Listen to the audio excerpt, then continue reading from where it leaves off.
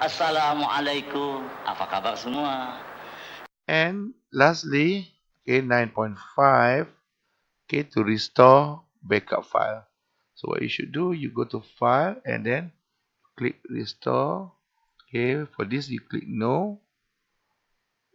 Okay, and then you restore from your backup.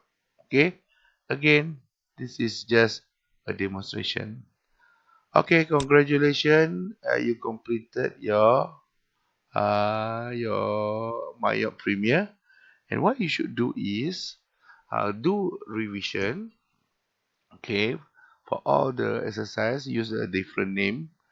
Why? Because I believe that some of you, your trial version is ended already because it's only 1 month.